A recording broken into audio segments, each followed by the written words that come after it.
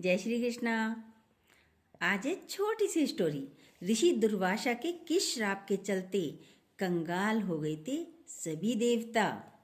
बहुत छोटी सी स्टोरी है, सुनिए। ऋषि दुर्वासा एक बार देवताओं पर क्रोधित हो गए थे, जिसके बाद उन्होंने ऐसा श्राप दे दिया जिससे देवलोक में कंगाली आ गई थी। आखिर ऋषि दुर्वासा को क्रोध क्यों आया था, आइए जानते हैं इस पौराणिक कथा को। इंद्र के अपमान से ऋषि दुर्वासा ने श्राप दिया। श्राप से स्वर्गलोक की समृद्धि नष्ट हो गई। समुद्र मंथन से देवताओं ने अमृत प्राप्त किया। एक समय की बात है, स्वर्गलोक में देवताओं का वैभव चरम सीमा पर था। इंद्र, जो देवताओं के राजा हैं, ऐश्वर्य और विलासिता में डूबे रहते थे। वे अपने कर्तव्यों को भी भूल चुके थे। एक दिन ऋषि दुर्वासा स्वर्गलोक में पहुंचते हैं। इंद्र ने ऋषि का उचित सत्कार नहीं किया, अभिवादन नहीं किया और उनका अपमान भी किया। इससे दुर्वासा ऋषि क्रोधित हो गए थे और उन्होंने इंद्र को श्राप दे दिया कि जिस धन वैभव में डूबे हो रहकर तुम अपने कर्तव्यों को भूल गए हो, वह सब तुमसे छिन जाएगा। ऋषि के श्राप के प्रभाव से स्वर्गलोक की समृद्धि नष्ट हो गई। देवराज इंद्र सहित सभी देवता कंगाल हो गए। स्वर्गलोक में लक्ष्मी का निवास समाप्त हो गया। वहां दरिद्रता छा गई।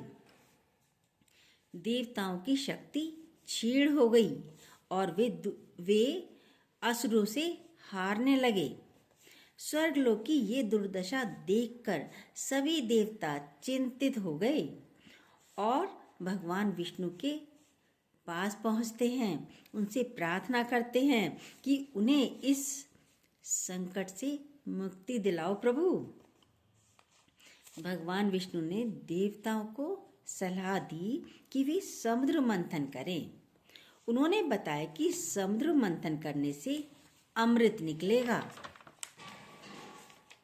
जिसे पीकर वे अमर हो जाएंगे और उनकी शक्ति भी फिर से आ जाएगी, बढ़ जाएगी। देवताओं ने भगवान विष्णु की बात मानकर समुद्र मंथन किया। इस कार्य में उन्होंने वासुकी नाग को रस्सी बनाया, मंदराचल पर्वत को मथनी बनाया। समुद्र मंथन के दौरान अनेक रत्न और दिव्य वस्तुएं निकली। सबसे अंत में अमृत निकला। अमृत को लेकर देवताओं और असुरों में विवाद हो गया। भगवान विष्णु ने फिर मोहिनी रूप धारण करके देवताओं को अमृत पिला दिया। इससे देवता अमर हो गए और उनकी जो शक्ति, वे क्षीण हो चुके थे, अब उनकी शक्ति भी बढ़ गई, फिर से आ गई।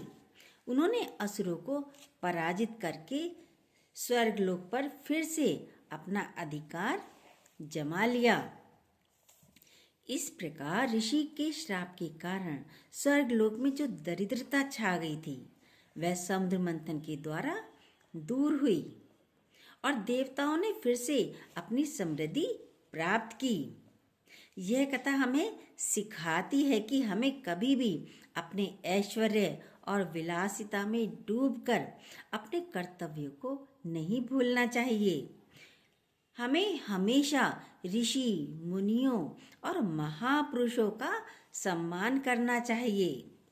अहंकार और अभिमान हमेशा मनुष्य के पतन का कारण होता है। जय श्री कृष्णा।